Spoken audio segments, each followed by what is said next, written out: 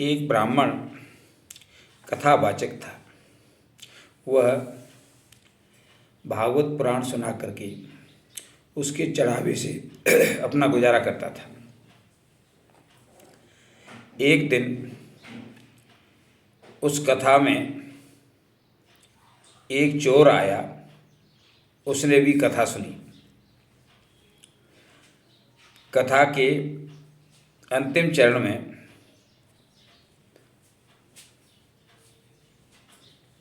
पंडित ने कहा कि सत्य और अहिंसा मनुष्य का आभूषण है।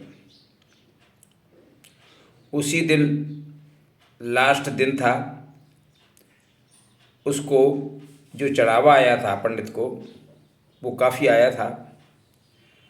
तो पंडित उस चढ़ावे को लेकर के, उस चढ़ावे के धन को लेकर के अपने गांव जा रहा था।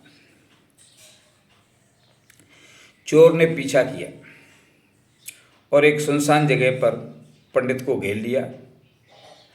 पंडित ने तुरंत अपनी लाठी उठाई और मोर्चा साध लिया।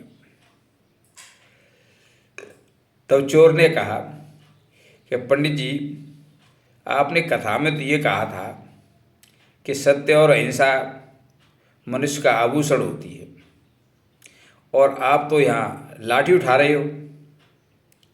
तो पंडित ने कहा कि मैंने वो सही कहा था, आभूषण होते हैं और देवताओं की पूजा भी करनी चाहिए, मैंने सत्य कहा था। परंतु जैसा देवता हो वैसी ही पूजा करनी चाहिए।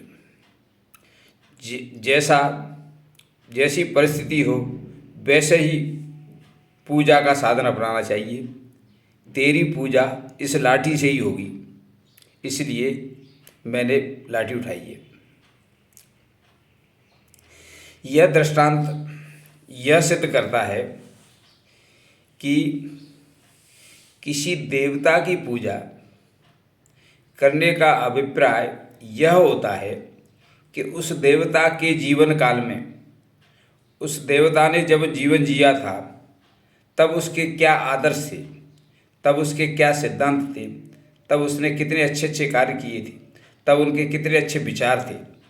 इसका अनुकरण करने का प्रयास करना को कहते हैं पूजा। पूजा दीपक जलाना, अगरबत्ती जलाना, आरती उतारने को नहीं कहते हैं। पूजा कहते हैं जिसकी पूजा कर रहे हैं उसके आदर्शों को अपने जीवन में ढालने का प्रयास करना।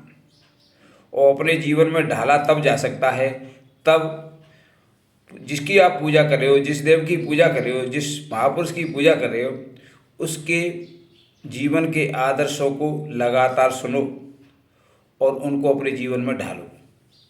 यही पूजा का उद्देश्य होता है।